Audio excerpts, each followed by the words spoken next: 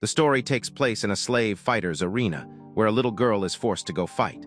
However, a boy named Lewis decides to go instead. Before leaving, he lets the girl know that her beautiful hair is a ray of hope for every downtrodden slave fighter, but in reality, she believes that he's the one who inspires courage in her.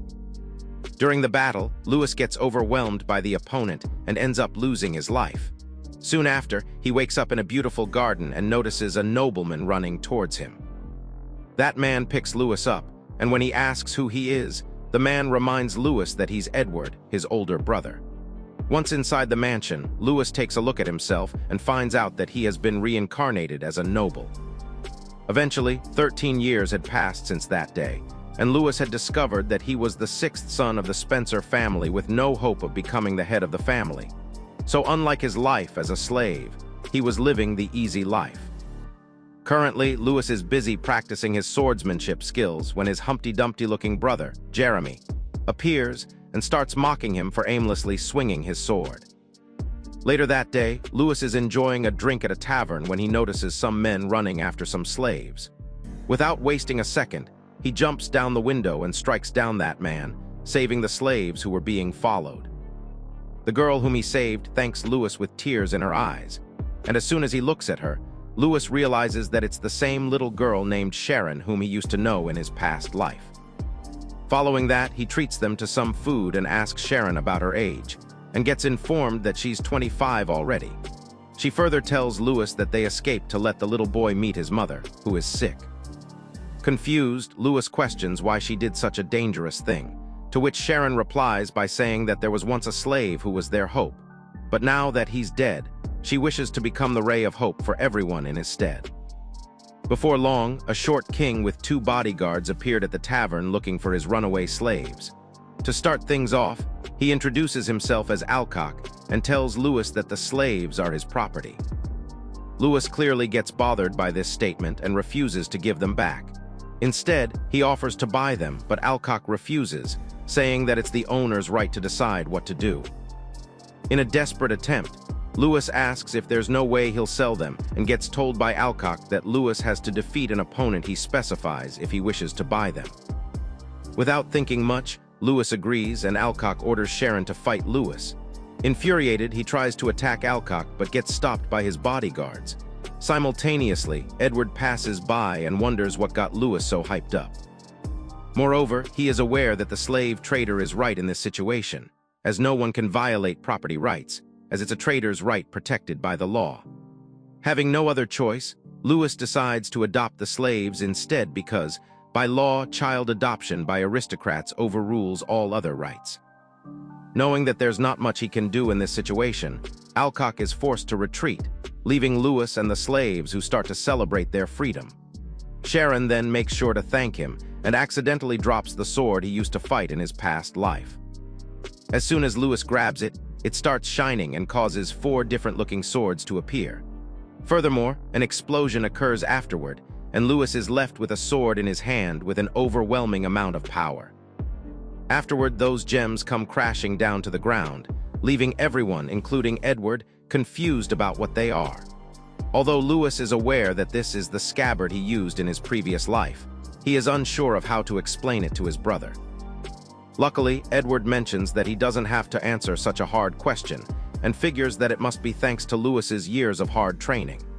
Nevertheless, he then asks if Lewis is going to be taking the slaves back home, to which he agrees, reminding him that he acquired them under the condition that he was taking them as his children.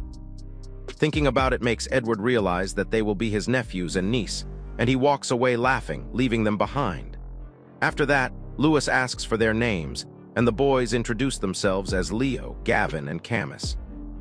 With that, he suggests going to their new house, and while Sharon is pretty excited, Leo and Gavin are still a bit unsure about an aristocrat being their father. Later that day, Lewis sits with the newly acquired gems, realizing that he still has the habit of closely inspecting things from his previous life. Out of curiosity, he fits the red gem inside the sword, and it instantly turns it into a flame sword, using which he cuts a teacup, causing it to melt upon impact. Similarly, the blue gem froze the teacups, which was pretty obvious by the way it looked. However, Lewis has no idea what the black gem does, and as soon as he uses it, his body begins feeling lighter, making him wonder if his physical abilities have improved. Just then, his body gives up, and he falls to the ground, realizing that this must be some kind of backlash power drain. Ultimately, he tests the last one, which reveals a beautiful shining blade, but it slices the teacup normally without showcasing anything unique. Nevertheless, Lewis continues testing it out, causing the maids to discuss how the young lord's brain has finally met its end. Soon after, Sharon comes running with a towel wrapped around her fat giants. When Lewis questions if something is wrong, Sharon lets him know that she has cleaned herself in the river all her life, never knowing that everyone is allowed to touch her freely in a bath. Lewis lets her know that it's happening because they are aristocrats, only to witness the boys running away from hairy old dudes. Once the baths are done, they are all given a new set of clothes, and Lewis gets told by the maid that they were unable to remove their collars.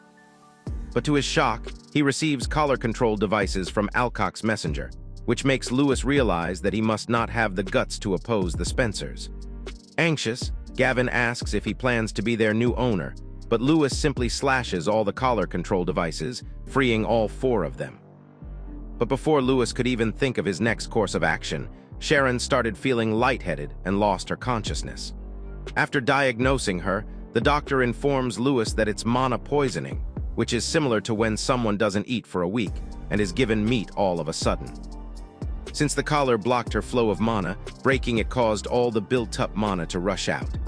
Hearing this, the boys argue that nothing happened to them and are told by the doc that it depends on the matter of time. This reminds them that while they were sold into slavery just 3 years ago, Sharon has been a slave since the very start, which makes her collar more than 20 years old. According to the doctor, this amount of time is too much, and he's afraid that her body might not be able to handle it. Luckily, there is a way to save Sharon, which is with the help of a star-sucking witch who lives beyond the western forest. Without wasting a second, Lewis rushes towards the door, and when Gavin reminds him that he can just send a servant there, Lewis lets him know that going personally to ask for help is common courtesy. Simultaneously, Sharon also wakes up, and when she gets asked by Lewis to stay at the house, she refuses, saying that she doesn't want to be left alone again. Having no other choice, Lewis is forced to give her a piggyback ride, and with the feeling of stress balls pressing against his back, he prepares to leave. With that being said, the 4 of them arrive at the mountain of the star-sucking witch. Curious, the boys question the smoke all around them and are informed by Lewis that it's due to the meteorites that fell there, who further tells them that it's poisonous. Afterward, they offer to carry Sharon instead, but Lewis refuses, telling them that she won't let go of him. Witnessing this makes the boys realize that he's different from other aristocrats, causing them to wonder why he's not arrogant like the others. Nevertheless, they then come face to face with a tiger that instantly jumps on them. Luckily, Lewis easily manages to defend everyone using his slick sword moves, but that's not the end, as the tiger then transforms into a beastman. A single strike from that beastman punches a hole in the ground, leaving Lewis and the others no choice but to leave behind a star-shaped rock. But it doesn't take long for the beastman to find them as he cuts the rock in half. While Lewis blocks the initial strike, he starts to face difficulties holding it off. Eventually, Lewis leaves Sharon to their care, and a full-fledged battle between him and the beastman begins. Although the beastman manages to injure Lewis pretty badly, he uses its position to his advantage and cuts the beastman in half, winning the battle. Seeing how badly he's injured, Leo and Gavin tell Lewis that this is what happens when he tries protecting useless slaves like them and question the reason he isn't abandoning them. Lewis lets them know that it's a parent's duty to protect their children and promises not to abandon them ever again. But before they could even comprehend what he said, 3 more beastmen appeared. This situation makes Lewis realize that he will need more power, and he is asked by an unknown being if he doesn't have enough of it. Lewis disagrees, telling them that he needs more, to which the voice replies by asking for his wish. Without a single thought, he tells the voice his wish, which is to protect his children.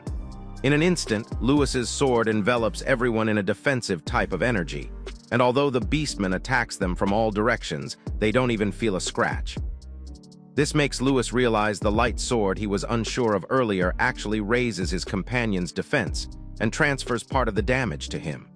With that out of the way, Lewis ultimately eliminates all three of those beastmen.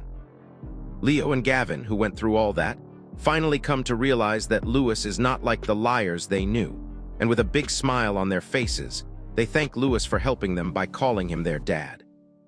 Just then, both their bodies start shining, only for them to come out as reformed versions of themselves.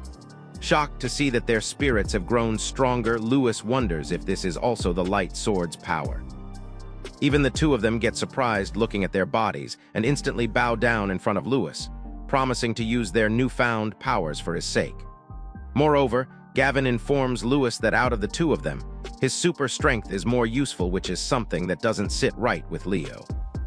He starts to argue that his super speed is more useful, and while the two of them begin fighting, Lewis notices Sharon struggling and suggests hurrying up and saving the arguments for later. Now that he's wounded, Leo and Gavin once again volunteer to carry Sharon for him, but Lewis straight up refuses, as he has been enjoying the feel of her bustiness a little too much. Suddenly, Gavin notices movement at a distance and instantly comes up to protect Lewis by blocking the attack. At first, they wonder if it's another beastman, but to their surprise, all they find is a cute teddy bear.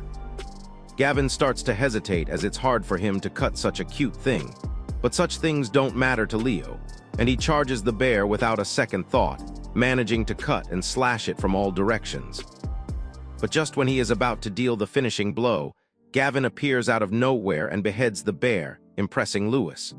However, Leo is not impressed at all and reminds Gavin of how he was hesitant to slash it because of its cuteness.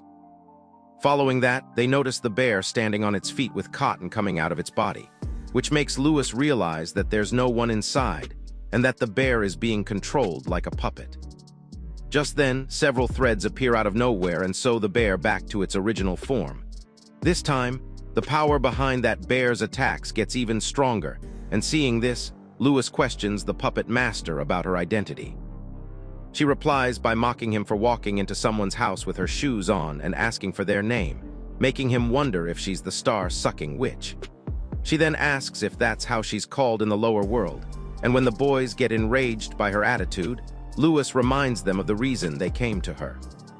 With that being said, he starts off by apologizing to the witch for entering her territory without permission and tells her his name.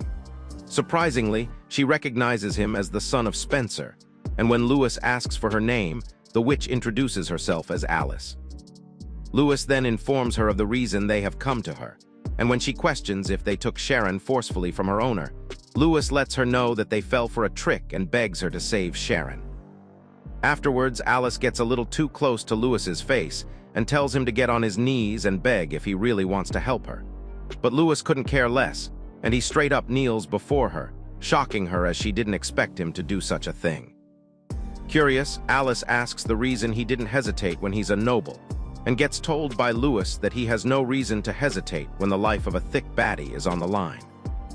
Fully aware that she has never met a noble like him, Alice decides to entertain him further and asks the reason he wants to save a slave woman, letting him know that her help depends on his answer. Lewis agrees and initiates by thinking of how he was a slave in his previous life. Despite the horrendous conditions, he fought each day to entertain the rich, and that time, he and Sharon were friends. But he is sure that Alice might not believe him even if he told her all that, and decides to leave this out. Nevertheless, he informs her that when he saw some guys chasing after the slaves, his body reacted without thinking, and that's all there is to it. However, Alice still finds a nobleman wanting to help his slave pretty strange because they live in a hierarchical society. Suddenly, the scene changes, and he sees her sitting on top of a dying slave, saying that it's only natural for the upper class to use slaves. Lewis gets shocked seeing all this and gets questioned about the reason he's surprised, as this is a typical treatment for slaves. Moreover, Alice compliments the look on his face because she loves seeing when people suffer. Frustrated, Lewis lets Alice know that her beautiful curly hair doesn't suit the ugly heart she has, causing her to remind Lewis that he still wants her help. Suddenly, the slave she was sitting on gives up and falls to the ground, causing her to kick him away and choose a new one from her collection. Out of nowhere, Lewis punches the living daylight out of her, and while this is all an illusion, Alice still didn't appreciate him punching her. With that, she disappears, promising to let him out of the illusion once it's too late for him to save Sharon. Eventually, it hits Lewis that this whole place, including the slaves, is nothing but an illusion. Just thinking about this starts pissing him off, and once again, the four swords appear before him, confronting him about the reason he asked for the witch's help. The dark blade then asks for his wish, and as soon as he gets a hold of that dark sword, the illusions disappear, and Lewis finds himself in front of the others. While Alice is impressed by his making it out of the illusion, she is sure that he won't be able to save the girl anyway. But to her surprise, Lewis puts the sword of darkness above Sharon's body, and it starts sucking energy out of her, ultimately freeing her of whatever was causing all that trouble. Once that's done, Sharon wakes up like nothing happened, making him glad that she's back in perfect health. Now that Sharon is okay, the four of them decide to head back, only to be stopped by Alice, who questions how he did what he did. Lewis lets her know that the power of the Sword of Darkness is absorption, and now that he understands this power, he accurately directs it to absorb Sharon's mana. Frustrated, Alice asks if she's not needed anymore, to which Lewis disagrees, telling her that it is all thanks to her because she is the one who told him to speak about his past and showed him all those silly illusions.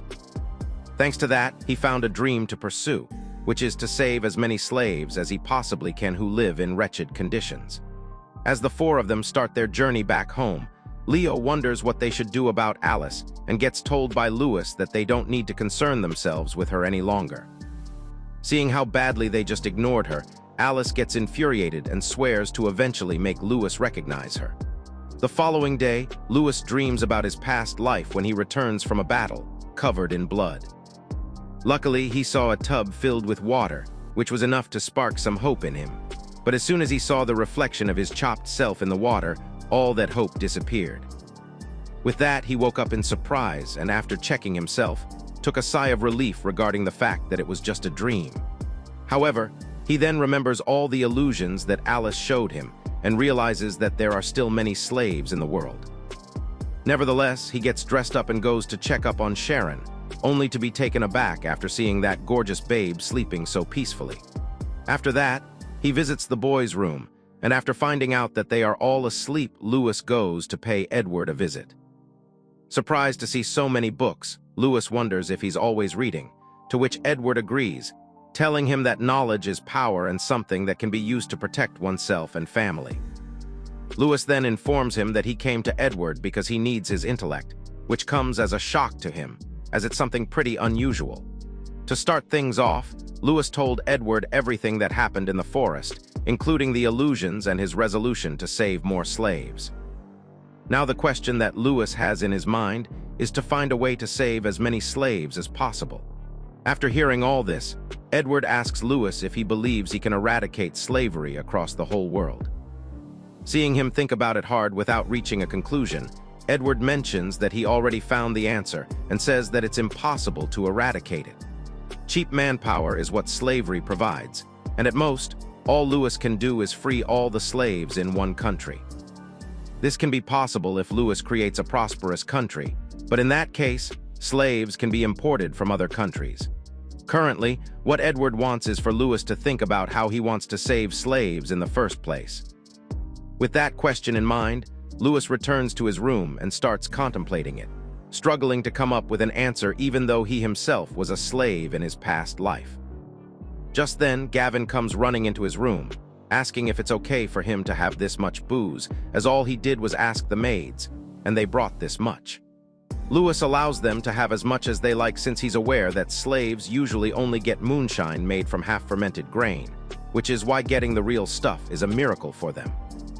Hearing this makes Gavin curious about how a nobleman like Lewis knows about that, but he manages to steer the conversation away by asking Gavin if he likes booze. Gavin agrees, saying that he has dreamed about it and always used to fantasize about opening a liquor store so he could drink his own merchandise as much as he wants. However, when Lewis lets him know that drinking his own merchandise is not a good idea, all his hopes and dreams get shattered. Moreover, this conversation gives Lewis an idea, and after thanking Gavin for it, he makes a run towards Edward again. When the older brother asks if Lewis has made up his mind, he agrees and lets him know that he will become a slave trader. Surprised, Edward asks him to elaborate and gets told by Lewis that instead of fighting slave traders to free their slaves, he can just peacefully buy them. And after that, he can do anything, as it's up to the trader to decide what they do with their merchandise. Edward is fascinated after hearing this idea and offers to sponsor him, to which Lewis instantly agrees. This comes as a surprise to Edward, as Lewis doesn't usually accept his help, but this time, he is aware that an idea without money won't take him anywhere. Once that's decided, Edward questions the reason a nobleman like him is so obsessed with slaves, to which he replies by saying that he just took the baton from someone he knew a long time ago. This conversation reminds Lewis of that dream again, when he saw his miserable face and nearly lost all hope when, out of nowhere, Sharon appeared and started making weird faces right next to him. With excitement all over her face, she told him about how she discovered the face of explosive laughter, and seeing her try to cheer him up made Lewis cry, which totally went against her plan of making him laugh. Nonetheless, Edward then inquires about the place he plans to get slaves from, and Lewis replies by saying that he wishes to get the business going in the city first, so he can spread it to the neighboring cities later. After a few minutes of silence, Edward panics and wonders if he's joking, but gets reminded by Lewis that he told him to do whatever he decided on and even promised to help Lewis no matter what. Once he leaves his brother's room, Lewis finds Sharon waiting for him outside, who apologizes for ambushing him, saying that she was a bit worried.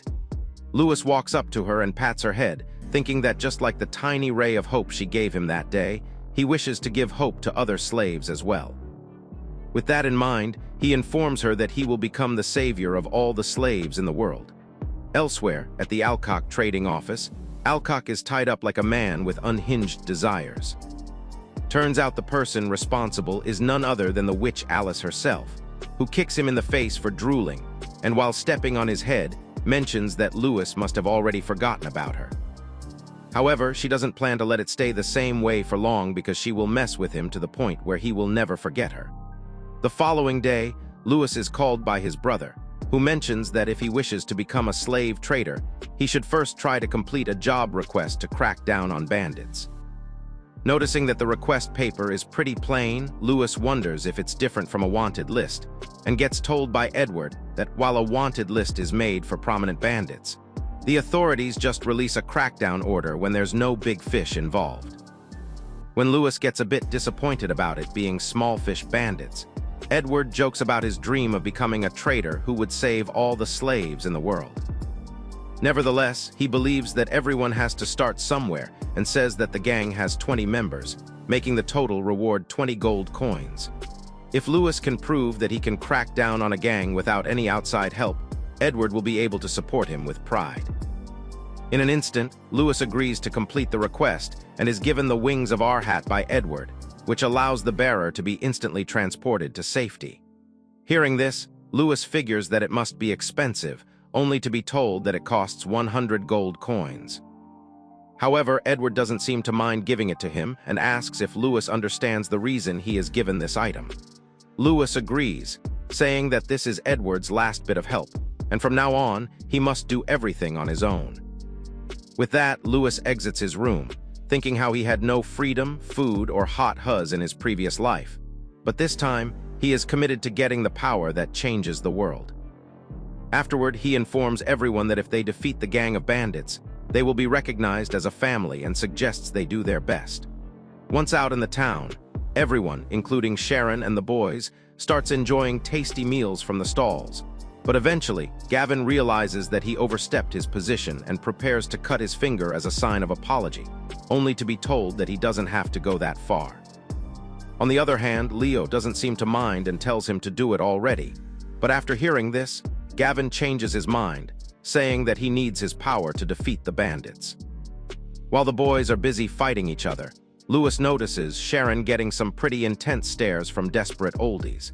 They start to contemplate if calling out to her would be a great idea, and aren't fazed by Lewis's presence as they believe he's her little brother.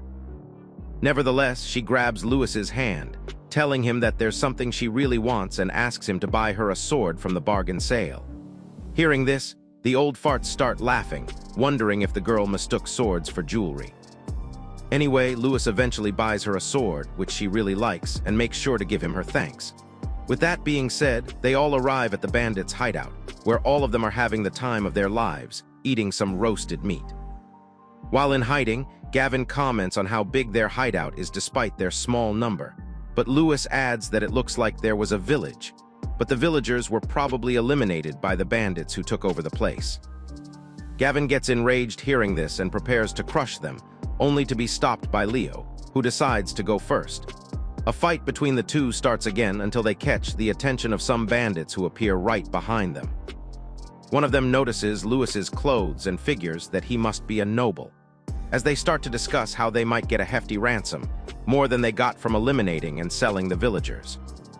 This causes Sharon to draw her sword, asking Lewis if he can allow her to take the lead. Upon hearing what she said, some bandits get confused, while the other two oldies recognize her from the city.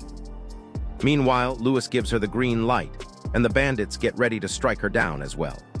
But to their shock, Sharon takes two of them down with a single strike, and continues slashing others while talking about how she's indebted to Lewis for buying her the sword and saving her when she was a slave.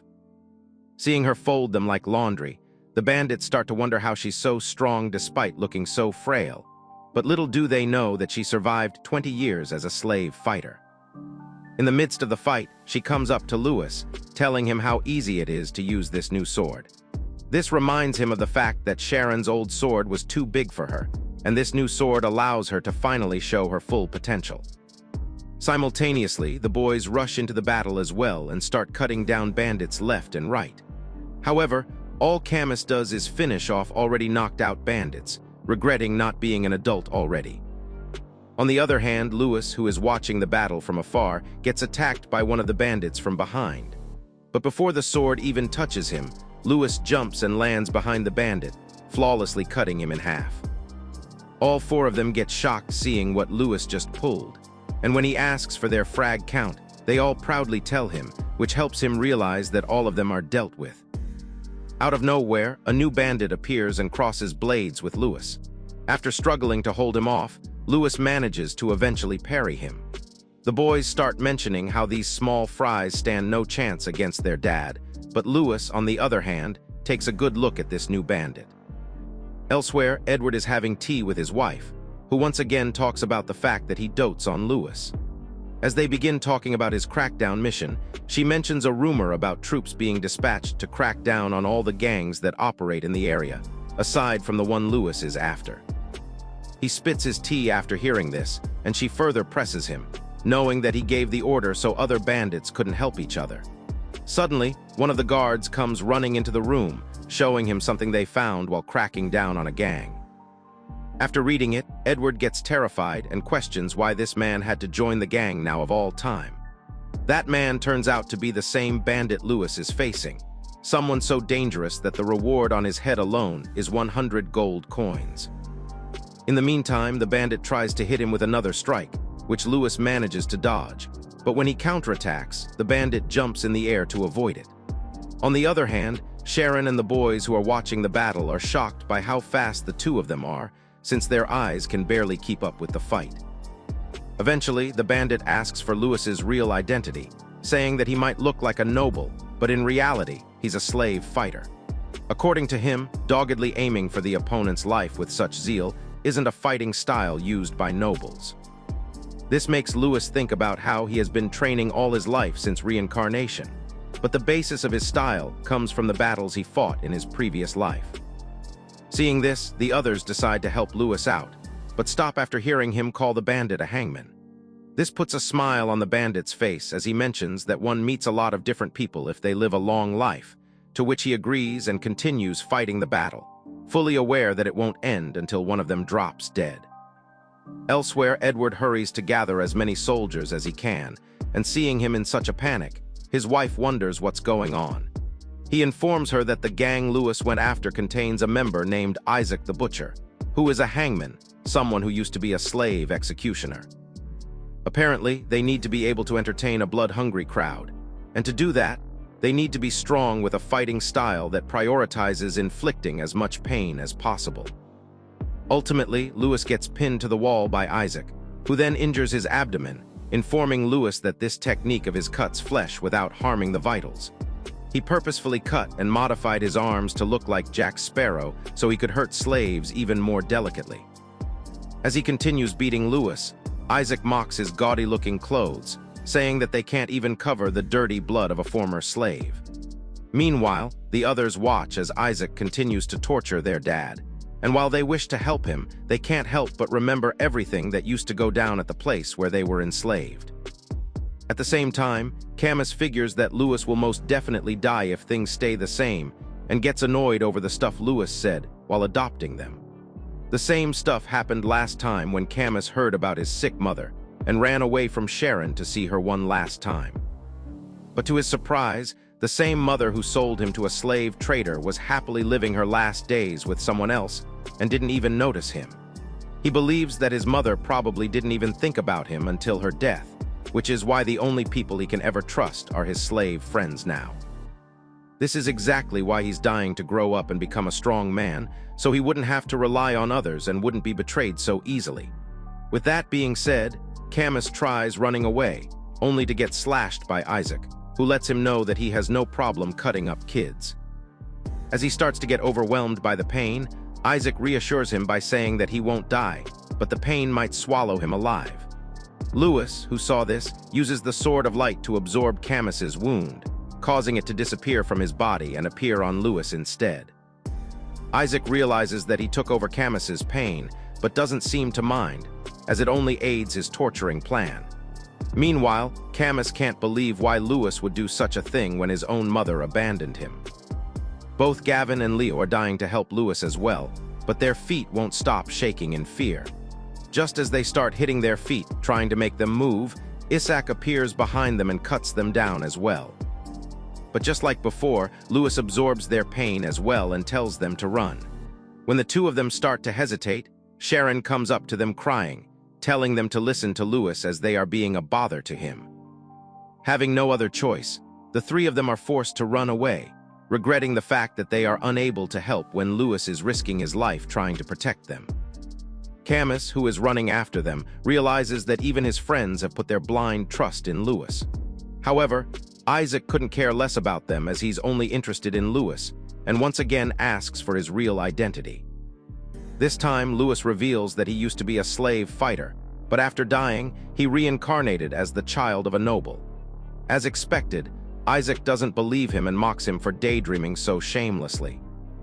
Nevertheless, Lewis further adds by saying that before dying in his past life, he wished for power, and just now, he has slowly begun gathering it.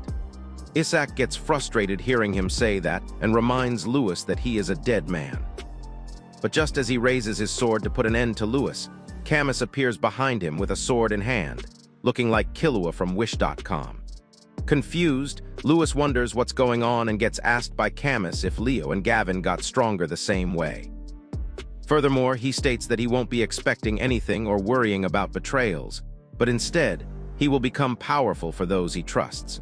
With that, the two of them rush towards each other, and with a single strike, Isaac lands a hit on Camus's arm. However, Camus fully expected this since Isaac's job is to torture slaves, so he's not trained to eliminate opponents in one blow. This is why he can create an opening by intentionally taking a hit and uses this chance to sever his pirate arm. Simultaneously, Lewis frees himself and uses the attack named Cutting Light Blade to deal a finishing blow on Isaac, ultimately putting an end to him. Once they are done, Camus scolds Lewis by saying that it gets annoying when he gets beaten up to a pulp every time, as it makes them feel guilty too. But what he really wants to say is that it's sad for the kids when their dad dies, and he asks him to value his life a little more. With a smile on his face, Lewis thanks him while the others return as well, telling Camus to watch his tongue when speaking to Dad. Before long, the whole army of soldiers led by Edward appears, and Lewis apologizes to him as he broke the wing of the R-hat that he gave him. Edward couldn't care less about it and asks Lewis about Isaac, only to get informed that his family eliminated him. Seeing that the 5 of them got 20 bandits as well as Isaac, Edward announces that, as the heir of the Spencer family, he officially recognizes the birth of the Lewis family. Meanwhile, Alice, who was secretly watching the whole fight, gets frustrated over the fact that she put Isaac against Lewis, But in the end, nothing worked out. However, she still hasn't given up and promises herself that the next plan will be different. After completing their mission, everyone is on their way home, and due to exhaustion, Lewis falls asleep. But after bumping into something extremely soft, he wakes up and finds milky mountains right up his face. But instead of admiring them, he touches her hair instead and calls Sharon the goddess of hope. According to him, her hair, which is similar to that of a noble, is a ray of hope for the downtrodden slave fighters. After saying all that, he falls asleep once again, leaving Sharon flustered. Judging by her reaction, Camus questions if she has a crush, and thinking that he's talking about the crush hawk, the boys start searching for it. Meanwhile, Sharon tries her best to play dumb, which forces Camus to elaborate and ask if she likes Lewis. Upon hearing this, both the boys lose their minds while Sharon, with a betrayed face, instantly denies it. In the end, even Camus believes that it's not as easy as it seems, and when the boys start to argue by saying that Sharon is a great woman, he lets them know that Lewis is a noble and will probably marry for political reasons. This comes as a shock to everyone, including Sharon, and they figure that this might be the case. Nevertheless, they then confront Camus for acting cocky and get told that it's because he recently awakened. This makes Camus wonder about the reason those two suddenly changed, to which they reply by saying that it happened when they recognized Lewis as their dad. Apparently, the same thing happened to Camus, which is why he finds it strange that Sharon hasn't awakened even though she was the first to recognize Lewis. Meanwhile, she is still too busy thinking about Lewis marrying for political reasons, and forces herself to stop thinking about it, only to continue pondering the fact that she's got beautiful hair like a noble. The following day, Lewis meets up with his brother Edward and lets him know that he is doing well. Edward finds it amazing, as he never thought Lewis would get away without a scratch after fighting Isaac, but little does he know that he was the most wounded this time since he got reincarnated. Furthermore, Edward informs him that he publicly announced that Isaac was defeated because the people should know, as it would bring peace to their minds. Moreover, he made it clear that it was none other than his younger brother who completed this feat, and thanks to that, Lewis's family will become famous. But Lewis assumes that some people might think that it wasn't his achievement, but a plan devised by the Spencer family, and reassures Edward that he will ignore those people and continue making more results until the rumors disappear. He gets complimented for thinking that was by Edward, who then rewards him with several gold coins, which includes his support and the bounty for Isaac. Grateful, Lewis thanks his brother and thinks about how meeting Edward's expectation is another reason he should release all the slaves in the world. Out of nowhere, the midget Baldy appears, causing a disgusted expression to appear on both brothers' faces.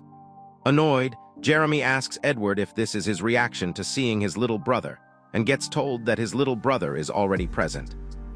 Nevertheless, he asks Edward to buy him the Tear of Resex, but Edward argues by saying that it's the family treasure of the Dudley family, and he's sure that they won't sell it.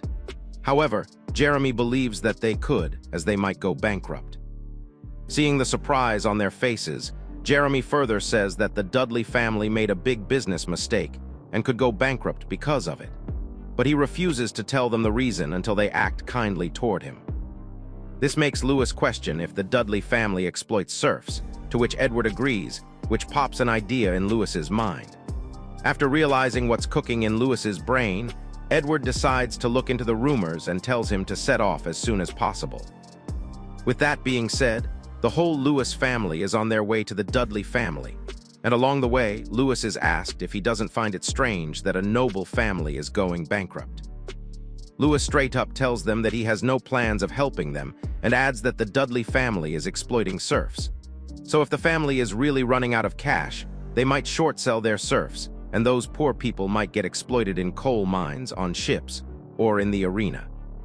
Realizing that they might share the same fate as them, Gavin and Leo prepare themselves to stop this from happening, but are told to calm down as it's only a possibility. Just then, Lewis notices Sharon looking down and gets close to her face, asking if something is wrong.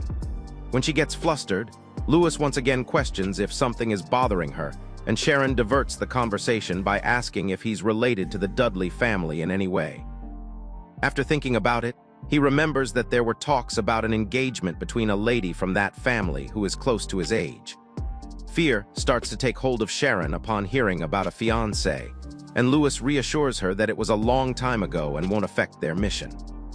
Camus intervenes by asking if he might get engaged to another noble lady, to which he agrees. But before Camus could say anything further, he is taken away by Gavin. After that, all three of them do their best to comfort Sharon the best way they can. Additionally, they mention that she ought to view Lewis as their dad, who deserves respect since their statuses are too different. However, Sharon is already aware that she's not a noble and gets reminded by the boys that slaves like them are used to giving up on their dreams. She then notices Lewis standing by the sea and mentions how she's not dumb enough to fall in love with a noble. And at the same time, she hasn't given up on the Lewis she used to know back in her slavery days. Before long, they arrive at the port town of Suffolk, and before heading to the Dudleys' mansions, Lewis tells everyone that it's still not certain that the Dudley family will go bankrupt and sell their serfs, so they need to gather information first. Curious, Camus wonders about whom they are going to ask, but instead of telling him, he begins looking at random houses and people walking the street, remembering the day when Edward told him about a merchant being successful by just looking at him. He reasoned that a merchant should show off how successful he is, as making deals with poor merchants seems dangerous. But at the same time, showing off too much draws envy, so one should only show off in such a way that the best merchants would notice. This makes Lewis realize that this is the reason the merchant they saw only had one golden thread in his handkerchief. Back in the present, Lewis uses the same reasoning and realizes that the house he was staring at gets the roof cleaned every day. Since a good merchant has many customers, he believes that he might have the information required. However, Gavin intervenes, saying that a tavern might be a better place for gathering information, to which Lewis agrees and asks him to take care of it. Following that, he asks about what Sharon's going to do, and seeing that it's a choice between staying alone with Lewis and going with the boys, she decides to go to the tavern. Nevertheless, he enters the merchant's shop, and after figuring out that he's talking to the owner, Lewis gives him the Spencer family card. After thanking him, the merchant says that he can't accept such an expensive business card and asks Lewis to take his card instead. Apparently, exchanging business cards is a standard etiquette between nobles, and if the other party returns the card after reading it, it is seen as a gesture of respect for the noble. Seeing that the merchant returned it, Lewis realizes that he knows the etiquette, which means he must have noble customers. For now, he plans on starting with small talk and will try to gather information about the situation regarding the Dudley family. Once he's done, Lewis is on his way back and runs into Sharon, who informs him that the boys treated the people at the tavern to get information from them, but it turned into a big party. Sharon left first to inform Lewis what she learned and let him know that the Dudley family is probably in a tough spot, but she isn't super sure about it. Turns out Lewis got the same information, as after 10 minutes of friendly talk, the merchant said that it was only a matter of time before the Dudley family went bankrupt. Rumors had been circulating that even the servants of that family had started smuggling their valuables out of the main state. Moreover, Lewis visited many other stores, but they all said the same thing, so it must be true. Seeing this many cards on him, Sharon gets freaked out and apologizes for visiting only one place while he visited so many. However, Lewis doesn't seem to mind, as thanks to them, he learned that the rumors have spread to the tavern, which means the situation is so dire that even commoners know about it. With that being said, he thanks Sharon for the help, which reminds her of the old days when Lewis used to do her part of the work as well, causing her to mention that Lewis really resembles him. Soon after, the boys return from the party as well, and with that, Lewis suggests heading to the Dudley mansion. Once they arrive at the main state, the maids inform them that Lord Dudley is currently not present, but the boys find it hard to believe and mention that he just doesn't want any guests. The maids flinch upon hearing this, but Lewis asks the boys to stop pressing them and notices someone standing on the balcony. Still, he asks the maid to let Lord Dudley know that Lewis Spencer came to meet him. Out of nowhere, a little kid pops out behind the maids, asking what will happen to them. Before Lewis gets the chance to reply, the maids take her inside, leaving them no choice but to walk away. On their way back, Lewis figures that the maid has nowhere to go once the family goes bankrupt, and is aware that they might become slaves if he doesn't do something. Just then, they notice a lot of smoke coming out of the Dudley mansion, and without wasting a second, Lewis dashes towards it. He breaks through the crowd and reaches the main gate, only to find it barricaded from the outside. As he tries opening the gate, Lewis hears the maid screaming that Dudley himself set the mansion on fire. Meanwhile, inside the mansion, Dudley laughs as he stands surrounded by fire, talking about how he won't let his slaves become someone else's slaves. Instead, he'd rather destroy everything than disgrace himself by letting the Spencer boy know about the situation. Outside, Lewis notices that the fire is spreading, prompting Leo and Gavin to break the wooden plans in order to open the gate. While some of the workers manage to escape, Sharon realizes that the maids from earlier are not here and might still be inside. Suddenly, Lewis drenches himself with water and runs into the burning mansion, and when Sharon tries going after him, she gets stopped by the boys. As she saw him running towards the fire, Sharon realized that she really looked like the Lewis from her slavery days, who always put others ahead of himself and took any risk to protect them. But this is exactly why he was eliminated, and she doesn't want to be left alone again. Meanwhile, Lewis makes his way through the fire and notices the maids hiding in a corner. The girl who is present there as well asks Lewis to hurry up and leave the place.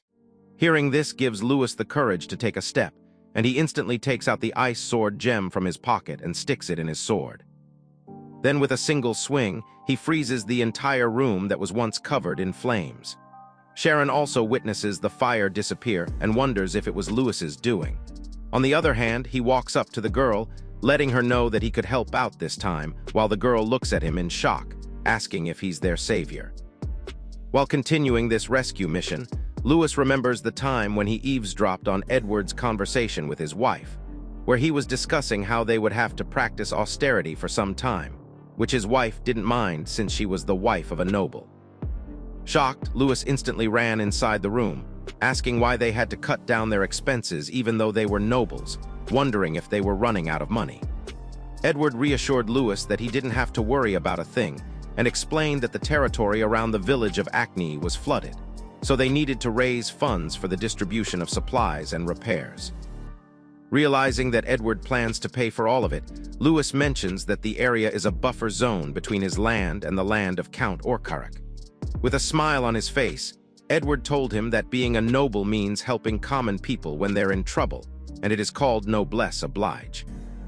Back in the present, his family reunites with Lewis inside the house, and he orders them to get the people outside as he is not sure when the fire might flare up again. When Sharon questions where he's going, Lewis lets her know that he'll find Dudley, but when she requests to come along, Lewis refuses. This comes as a shock to her as she realizes that all she has done today is run her mouth. Nevertheless, she ultimately decides to do whatever Lewis says, as she needs to repay him for everything he has done. Before long, Lewis manages to find Dudley and confronts him for setting the mansion on fire. Dudley replies by saying that he did this because everything is over, and if everything burns down, so will his disgrace, and he'll remain a noble. Furious, Lewis asks if he did all this for pride and dragged his precious servants into this mess for such a stupid reason. However, Dudley mocks him for calling his servants precious and says that everybody is his slave from the moment they started serving him, and he's free to do whatever he wants with them. Lewis clearly gets bothered by this statement and introduces his fists to Dudley's face, telling him that slaves aren't things but humans, and taking someone's life because he feels like it is beyond arrogant. Moreover, he mentions that Dudley is no longer a noble, neither his mind nor status. When Dudley asks what he means, Lewis explains that the Spencer family has purchased all of Dudley's assets, due to which he will now be deprived of his rank. Infuriated, Dudley asks if he plans to send him to jail, but Lewis seems to have other plans and says that he will be working for the Spencer family and will serve him in particular. Hearing this, Dudley grabs a knife and prepares to stab himself, saying that he'd rather die than suffer such humiliation. But before he gets the chance to do anything stupid, Lewis takes the knife and pins him to the ground, saying that he won't abandon anyone. As Dudley gets taken away, Lewis mentions that he will save all the slaves in the world and won't let anyone die, not even himself. Sharon, who heard him saying that, calls Lewis a liar but gets embarrassed after realizing that he heard her. She then asks him to come with her, regretting objecting to Lewis when she's so useless. But in reality, Sharon is well aware that people die. Outside, Lewis notices a bunch of papers on the ground, but Sharon doesn't know what they say as she can't read. This reminds Lewis that most slaves are illiterate, and finds out that the papers are indefinite-term contracts between Dudley and his serfs. Knowing that they must have thrown away their contracts, Lewis tells all the servants that they are free to do whatever they want. But Sharon argues by saying that they are still present because they have nowhere to go. According to her, having no place to return is just as hard as forced labor. Camus understands that the same would have happened to them if they were in this situation, but he also knows that taking such a crowd in isn't easy. However, Lewis argues that Dudley called all his servants slaves, and since their family's mission is to save slaves, he suggests they all go back together. This brings a smile to everyone's face, including the little girl who calls Lewis their savior. Back at the Spencers' mansion, Jeremy stares in shock as all the servants devour the excessive amount of calories he had saved for his chunky self. Meanwhile, Lewis thanks Edward for letting all the people stay who had nowhere else to go and promises to practice austerity in exchange. Edward gets surprised that he still remembers it, and they both refer to this act as noblesse oblige. On the other hand, Sharon is still bothered by the fact that she's completely useless and is only good at running her mouth. Just then, she hears Edward suggesting that Lewis find himself a thick babe. According to the older brother, finding a wife is also a noble's duty and promises to introduce him to some wonderful ladies. But instead of that, Lewis asks him to look for a private tutor for his family. Since they can't read or write, if they study, new doors will open for them. Upon hearing that, Sharon asks if he plans to teach them how to live on their own and abandon them afterward. However, after realizing that she just blurted it out loud, Sharon runs away, leaving Lewis worried. Camus adds the fact that people who live in comfort won't understand them and gets told by Leo to forget about it, as there's nothing they can do.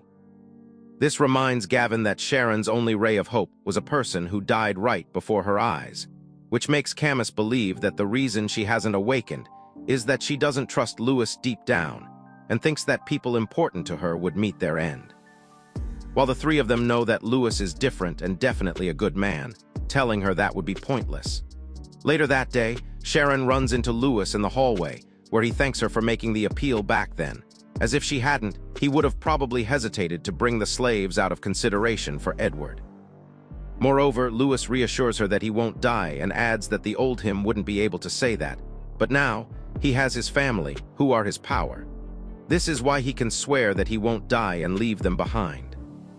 Hearing this brings tears to her eyes, and she starts to apologize, calling herself an idiot. Sharon realizes that she overlapped Lewis with the old Lewis's image, but has now found out that the two of them are different. While he left her, she is now sure that Lewis might not, which is why she decides to seal up all the anxiety she had been feeling. Just as she does that, Sharon awakens right before Lewis's eyes and turns into a girl with a bust wider than the gap between your eyebrows. With that, she calls his name and kneels before Lewis, hoping that they can get along from now on. The next day, Lewis wakes up in agony, and no matter how many times he tries to make his hair stick, some part of it refuses to do so. Frustrated, he starts to question why he can't straighten his smooth hair and wonders if it's because of the dream about his previous life he had. Nevertheless, he doesn't have the time to take a bath or ask the servants to fix it for him, as he's got more important things to attend to. With that, he runs into the slaves who are getting told by the maids that doing laundry is their job, and they are supposed to take it easy as guests of the family. However, it doesn't sit right with the slaves as they have nothing to do and are extremely bored. Seeing this makes Lewis realize that while he managed to save them from Dudley's exploitations, leaving a bunch of people in one room without giving them anything to do stresses them out. As Lewis walks around the mansion, thinking about solving these problems, he notices Sharon and Leo having a friendly battle against each other. Apparently, the task is to steal the opponent's bunny ears, and as the two of them clash swords, Leo compliments her for getting stronger after her awakening. She compliments him back, saying that he's as fast as always, to which he agrees, letting her know that he's quick both in bed and in a fight. Sharon replies by saying that she still remembers the time he used to be an innocent boy, which Leo doesn't appreciate, and tells her that Lewis wouldn't like her if she acts like that. But Sharon doesn't seem to mind since she already sealed off those feelings and only admires him like a child admires their parents. Lewis, who is watching their battle, gets shocked by how strong they are and figures that they must have reached the master status. A master is a title awarded to the highest-ranking slave fighters, but it doesn't change anything, as they get treated the same way as others without the title. Overjoyed, Lewis asks Camus and Gavin about their opinions on this, but they are a little too busy flirting with the new servant baddies staying at the mansion. After realizing that the other boys are enjoying their time with girls, Leo gets bothered and decides to put an end to the battle already. With that, he throws a rock towards Sharon, which she manages to block. But he continues throwing many more rocks, and Lewis also begins deflecting the rocks coming his way, shocking Camus and Gavin. However, it doesn't take long for them to notice his bed hair, only to be told by Lewis to look away. Meanwhile, Sharon proceeds to block each and every one of those rocks, letting Leo know that she will block everything he throws at her. Ultimately, he disappears from her sight and appears behind her, telling Sharon that he will do whatever it takes to win. But just as he is about to strike her, Sharon moves away in the nick of time and steals his bunny ears flawlessly, reminding Leo that she has lived as a slave fighter for 10 years longer than he has. Shocked, Leo can't believe that she outflanked him and falls to the ground in disbelief, accepting his defeat. Concurrently, Lewis calls her an amorphe, and when Camus questions him about it, Lewis explains by saying that an amorphe is an ancient goddess who demonstrates greater skill the stronger her opponent is. But amorphe isn't just strong because of her extreme aura and broad-mindedness. She absorbs her opponent's fighting strength, due to which she's also remarked as the goddess of the battlefield. Many warriors choose amorphe as their guardian deity, and even the slaves who are fighters secretly make talismans with amorphe, something even Lewis used to do in his previous life. Once the battle is over, Sharon walks up to Lewis, asking about his opinion on her fighting style. With a smile, he lets her know that she always becomes his ray of hope, causing her to blush and remember the same thing that the slave Lewis told her. Once he leaves, Gavin comes up to Sharon to congratulate her and questions the reason her face is red, only to get yelled at by her. Later that day, Lewis is busy reading books, but is still bothered by his messy hair. He had hoped that doing research might help him gather his thoughts, but they are only getting more scattered.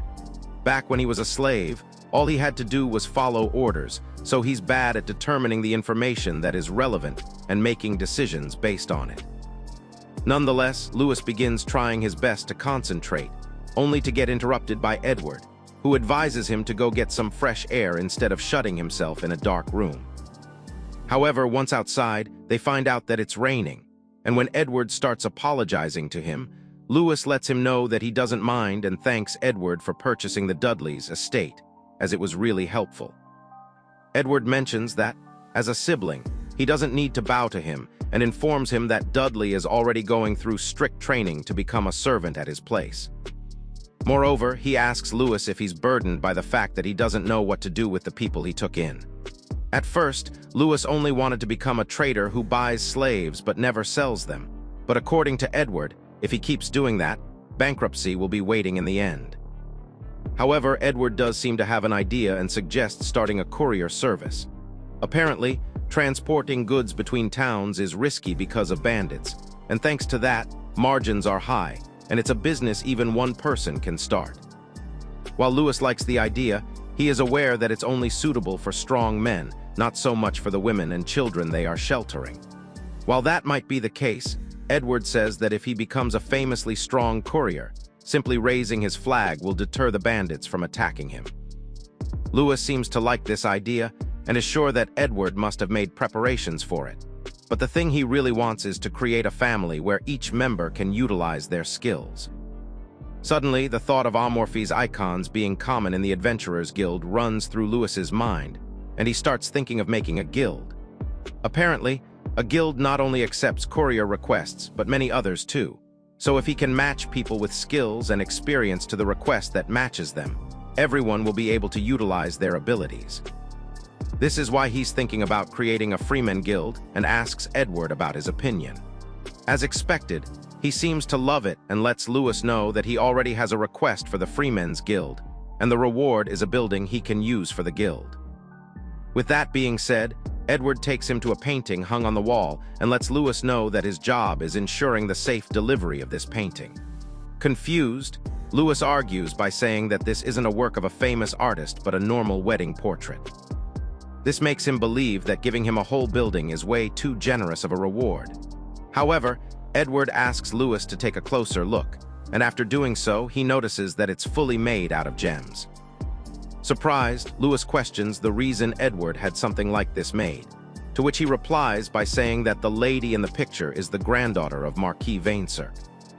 Apparently, the Marquises are appointed to borderlands, the area bordering the territories of other regions. Their battles are an everyday occurrence, so only masters of warfare, diplomacy, and other skills get appointed as Marquises. This title is not hereditary but given to someone who is talented, and the granddaughter of this Marquis is going to be married very soon. Moreover, the Marquis dotes on her granddaughter very much, which is why he wants to make her wedding the most beautiful one in the world. According to Edward, the Marquis was against the marriage at first, but one tear of his granddaughter was enough for him to surrender. Nevertheless, Edward believes that delivering the painting will give them a rare chance to approach a Marquis with whom they usually don't have connections. With excitement brimming from his face, Edward asks if he will accept the job. After thinking about it, Lewis mentions that it's a very valuable item and transporting it will draw the attention of the bandits. Furthermore, there is a chance that the bandits ask for a toll, and while it's a possibility, Edward says that given the occasion for which he's sending the gift and considering the Spencer family's future, the painting must be delivered at all costs. Hearing this, Lewis agrees and tells Edward to leave it to him, promising to do whatever it takes to deliver it. Later that day, he runs into the little girl from before, who informs him that they got hired by the Spencer family. Lewis then lets the maids know that he wants help from the others, asking about where they are. Instantly, an expression of uneasiness appears on their face, and one of the maids decides to show him the way. With that, she takes him to a stairway that seems to lead to the house for the lowest servants. Turns out the lower servants are those whose ranks are lower than those of the maids, and while the maids are kept well-dressed, the lower servants who take care of the chores never get to wear any supreme drip. As Lewis makes his way down, he wonders why they didn't stay in the guest room. Suddenly, the little girl speaks up, telling Lewis that she told him he was different from other nobles, but before she got the chance to complete the sentence, she gets shut down by the older maid. Eventually, he is taken to the backside of the estate, where a house in its last moments is present. As soon as Lewis takes a step inside, he is met by a gloomy atmosphere with servants living in even worse conditions. Just then, a hot diva named Kate comes up to Lewis, asking what he wants and calling him a noble who pretended to be a good man. When the others try to stop her, she yells at them to stop being fooled already. Puzzled, Lewis lets her know that he came because he needed help with a certain job. Hearing this, Kate agrees to do whatever he wants, telling Lewis to give that girl back in return. When Lewis asks what she's talking about, Kate refuses to elaborate and confronts him for pretending like he doesn't know. Having no other choice, he grabs Kate by her shoulders, asking her to tell him already. In the end, Kate lets him know that a swine of a noble came into the room and took a girl named Akko with him. While Lewis thinks hard to figure out who this swine of a noble is, Jeremy threatens Akko with a knife in his hand, reassuring her that it will all be over soon. Just in time, Lewis kicks open the door, and while Kate goes to check up on Akko, Lewis starts yelling at Jeremy for acting like Diddy's sidekick. But Jeremy argues by telling Lewis that he's mistaken and shows him a Lindsay doll, which he got his hands on. Since he bought it from an antique store, the doll was somewhat dirty, but he had heard that polishing these dolls with a virgin's blood reveals great colors. As Lewis had just brought a bunch of slaves, he decided to borrow a virgin for himself. He further goes on by saying that he kicked them out of the guest room because they are slaves anyway, and nobles can do whatever they want. But before he could even finish the sentence, Lewis punched him right in the face and apologized for comparing Jeremy to pigs, as he's much worse. Furthermore, he tells Jeremy never to use the word slave in front of him again, as they are all part of his family. Kate, on the other hand, wonders if Lewis really defended slaves and called them a family, but even though she heard it, Kate refuses to believe these empty words, as nobles have always treated them poorly. Once that's taken care of, Lewis returns to that shabby house and apologizes, promising to make sure Jeremy doesn't do anything stupid ever again. Everyone present loses their mind seeing a noble beau to them, but Kate still refuses to believe him and tells everyone that Lewis is a vile noble. Additionally, she reminds Lewis of that job he had for them, saying that he is just like other nobles who never get tired of using slaves. This reminds Lewis of the job he had and informs Kate that his brother entrusted him with an important job for which he needs some help. Instantly, many of those slaves volunteer to help, but Kate refuses to let him take anyone. Instead, she ends up being the first volunteer and gets thanked by Lewis for the help. Soon after, Sharon introduces herself to Kate, and seeing her laughing with Lewis confuses her. Nevertheless, Lewis then showcases the awful flag he drew for their delivery service, making everyone realize how bad he is at drawing. Camus then asks if the painting is really made out of gems, to which Lewis agrees, telling them that they must deliver the painting before this wedding, which is scheduled for next week. He then notices Kate acting a bit uneasy, and when he asks if she's nervous, Kate disagrees, inquiring about the outfit she's wearing. Confused, Lewis lets her know that it's the guild's uniform and wonders if she dislikes it. However, Kate says that she has never worn such nice clothes, which is why she's kind of bewildered.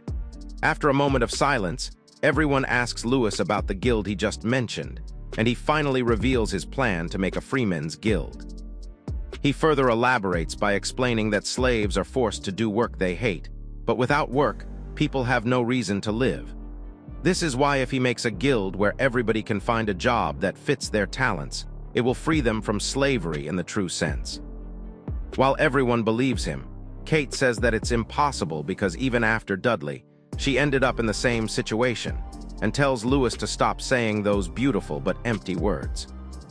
Hearing this, Lewis realizes that his words don't sound convincing to her, and comments on how he's got no choice, but to continue down this path until she believes him.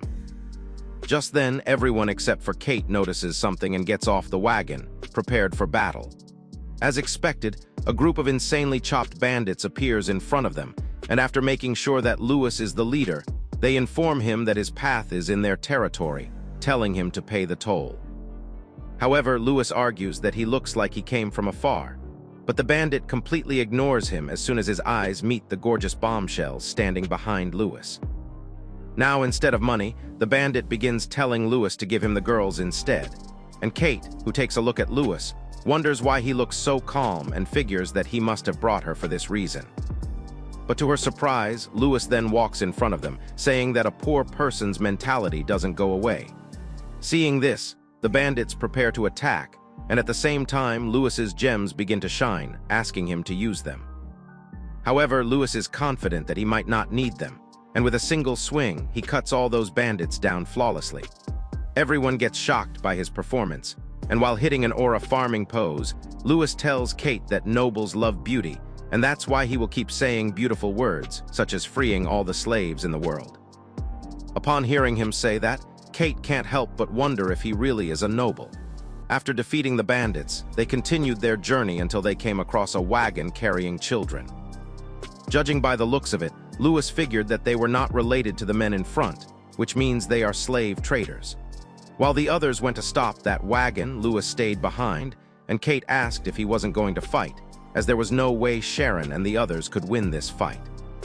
But to her shock, they all easily started to overwhelm the slave traders and decided to go all out since they were strays. At first, Kate is surprised by seeing how strong everyone is, and then asks about what they mean by stray. Lewis, who is already kidnapped by one of the slave traders, explains that there are 3 ways to acquire slaves. The first one is to join the Slave Trader Association and buy them with money. The second way is to buy them without joining the association.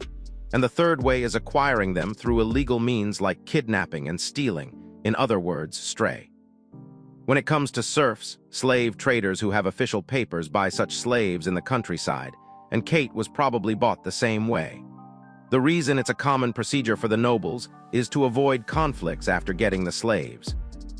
Meanwhile, the slave trader who has Lewis in his arms starts getting annoyed over the fact that he's getting ignored, only to get punched in the face by Lewis, who ends the explanation by calling stray slave traders scumbags who don't belong anywhere. Once the slave traders are taken care of, the kids come out of the wagon to thank everyone for the help. To start things off, Lewis questions the girl regarding the place where she was kidnapped from and gets informed by her that it happened at a village called Meme. This comes as a surprise to Lewis, as small villages don't usually have names, and when he asks his companions, they all seem to be unaware of it as well. Nevertheless, Lewis suggests going to the nearest town so he can hire bodyguards for the kids who will take them back to their village. However, the boys remind Lewis that they still have an important job to complete, to which Lewis replies by saying that the kids are important as well. On the other hand, Sharon comes up to Kate and tells her that Lewis has always been like that. He's someone who cares about others more than himself, which makes it seem like he isn't a noble when in reality he is. But after realizing what she just said, Sharon walks away in embarrassment, leaving Kate behind, who thinks about how it's hard for her to think this way when nobles have always exploited her. Soon after, they arrive at the nearby town where Lewis hires bodyguards for the kids. Now that the problem is taken care of, he suggests finding a place to stay as the sun has already gone down.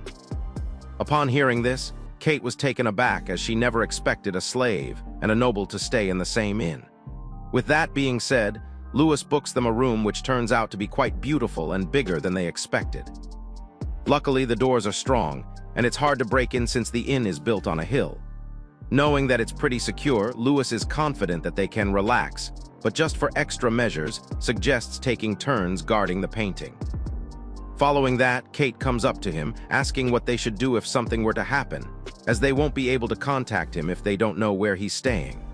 Puzzled, Lewis lets her know that he's staying with them as well, which once again catches her by surprise, as she never expected this from a noble. The other servants, Oliver and Johnson, who came along, call Lewis a show-off, adding the fact that Kate hates nobles. They further mention that if she hates Lewis, then they also detest him. But before they could say anything further, Leo and Gavin grabbed them by their heads and threw them at the furniture, warning them never to badmouth their dad. As the two of them lie on the ground, they are told by Gavin and Leo that insults to their dad are insults to their loyalty. However, they both manage to get up and try to argue with the boys about Kate, only to witness her looking at them with a weird look. Afterward, Lewis walks up to them and lets them know that he needs to deliver a package at any cost, which is why he needs their help, since it's a precious painting that his brother entrusted him with. Kate also agrees with what Lewis said, causing Oliver and Johnson to comply as well. Later that night, everyone is fast asleep when, unexpectedly, a person enters the room and almost cuts the painting with a knife in his hand. Luckily, Lewis grabs his arm just in time and mentions that a rat always finds a way inside. In a state of panic, that person jumps away and accidentally reveals his identity. Simultaneously, Kate wakes up due to the noise and finds Oliver sitting on the floor. Soon after, Johnson also appears, and they both try to damage the painting at once. But this time, Leo and Gavin step up to stop them, only to get overpowered somehow. Fortunately, Lewis manages to deal with them, and as they lie on the floor unconscious, a black liquid thing comes out of their bodies. Noticing this, Lewis uses his lightning sword on the black thing, which reveals the same girl he saved earlier. She lets them know that her initial plan was to infiltrate their family, but now that she's exposed, that plan won't work. With that being said, she transforms into her true form, which turns out to be Alice the Witch. Infuriated, Lewis confronts her for disguising herself as a little girl to win their sympathy, but Alice couldn't care less about that, and thanks Lewis for telling him something interesting earlier. Alice then takes hold of that painting, and although Lewis runs after her, she disappears into that black liquid, telling Lewis that she loves the look on his face when he's suffering. Do you think Lewis will be able to retrieve the painting from Alice? Comment, slave, if you'd like a part 2 of this series. As usual, thank you for tuning in and we'll catch you in the next one.